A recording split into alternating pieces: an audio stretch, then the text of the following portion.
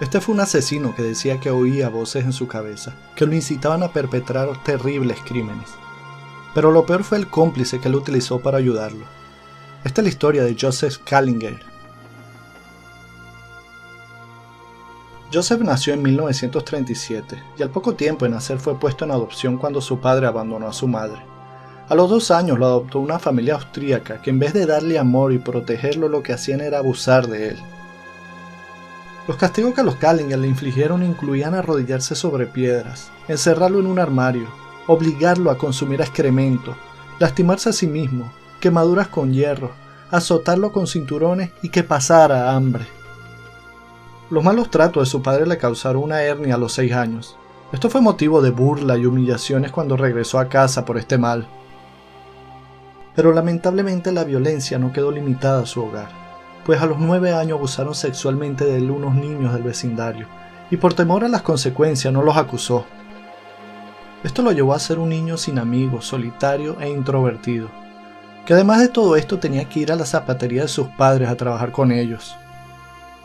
Su niñez fue totalmente opuesta a la de otros niños. Ya siendo un adolescente de 15 años quería ser escritor de obras de teatro. Por eso asistía todos los sábados al teatro de su pueblo. Y ahí es donde conoció a Hilda Bergman, con quien 2 años después se casaría y tendría 2 hijos. Pero con el tiempo Joseph se volvió un esposo agresivo y violento.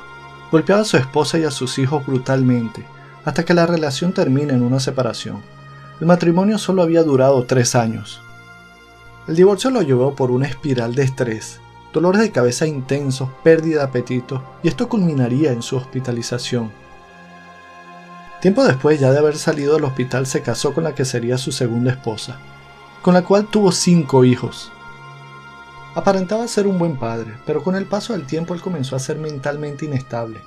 Intentó incendiar su casa en varias ocasiones, además abusaba de sus hijos y tenía comportamientos suicidas. Aplicaba a sus hijos los mismos abusos que él había sufrido de niño. Aunque fue llevado a juicio por su comportamiento errático, no fue sentenciado. En cambio se le diagnosticó con paranoia y esquizofrenia, terminando internado en un hospital psiquiátrico. Kallinger pasaría tiempo saliendo y entrando en instituciones psiquiátricas por amnesia, intento de suicidio y piromanía. Kallinger fue arrestado y encarcelado en 1972, cuando 3 de sus hijos fueron a la policía y lo denunciaron. Mientras estaba en prisión, los psiquiatras estatales, tras evaluarlo, recomendaron que fuera supervisado por su familia en su casa. Solo había estado preso por 4 meses. Aquí es donde Joseph llega a otro nivel de demencia. En vez de ser tratada, su locura termina de despertar su instinto asesino. Y es que Kallinger creía que Dios le hablaba, que era un enviado y que su misión era salvar la humanidad. ¿Pero cómo? Asesinando y desmembrando los genitales de los niños. Bueno, un día decidió obedecer a la voz que le hablaba y junto a su hijo Michael de 12 años asesinó a José Collazo, un niño puertorriqueño de 9 años de edad. Hay que decir que Joseph, de los 5 hijos, Michael era el único que cuidaba y protegía, por encima de los otros. Él adoraba a Michael, era su hijo favorito. Y es así que la pareja vuelve al ataque. La segunda víctima sería uno de sus hijos, Joseph Jr., que había sido encontrado muerto en un edificio abandonado, 2 semanas después de que Kallinger sacara una póliza de seguro de vida para sus hijos. A pesar de que Kallinger declaró que Joseph Jr. se había escapado de casa, la compañía de seguros, sospechando un fraude y crimen, rechazó pagar la póliza. Después se supo que el padre junto a su cómplice, su hijo Michael, lo habían llevado al edificio abandonado, y que supuestamente a tomar unas fotos del lugar, y ahí es que cometerían el asesinato. 2 meses después del asesinato de su hermano, Michael es encontrado caminando por la calle sin rumbo. La policía lo detiene y se dan cuenta que tiene varios golpes.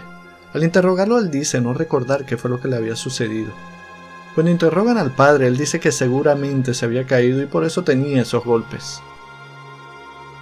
Posterior a esto, Joseph junto a Michael viajaron a otros pueblos para robar, torturar y abusar de otras víctimas. Los dos se hacían pasar por vendedores, entraban a las casas armados con una pistola y un cuchillo. Amarraban a las víctimas, les robaban el dinero y objetos de valor, para terminar torturándolos y abusando de los presentes en la casa.